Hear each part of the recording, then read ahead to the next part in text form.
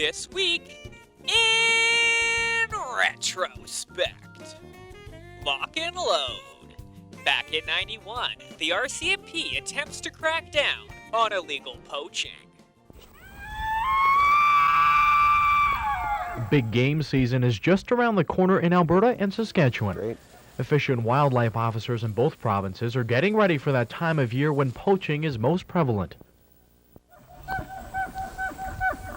To try and curb it, both Alberta and Saskatchewan have toll-free numbers in place where you can turn in a poacher. We'll take information from the person calling in about what they saw regarding hunting or poaching activities. They'll relay that back to the field, to the officers in the field, and action will be taken on it. Fish and wildlife officers say game poaching is not a major problem in the Midwest, but it's a constant concern.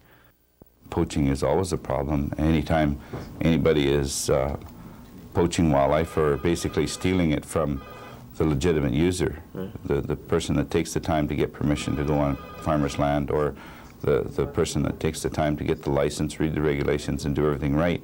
Anybody who poaches and isn't following the regulations and the rules, they're stealing from those people. And in 96, a historic deal. In a bid to increase trade and tourism, the border city becomes a twin city. Lloydminster officials returned home with papers in hand and a deal signed. The border city now has a twin. Lloydminster Mayor Ilston Plant and Planning and Development Director Gary Buchanan were among those who made the trek to Zhilinhot, Inner Mongolia, looking to form a friendship so economic ties can follow. It's not like us where even if you don't know someone, you can pick up the phone and make a deal with them. They're very interested and very set on having that relationship, and that's very important to them. So this is really one of the first steps to cement that relationship. So Zhilinhot is similar to the border city, with business focusing on agriculture and oil. There's a large oil field about 90 kilometers north of town, and they're developing that resource. And so again, we can assist them. That it's a heavy oil, very similar to what we have here.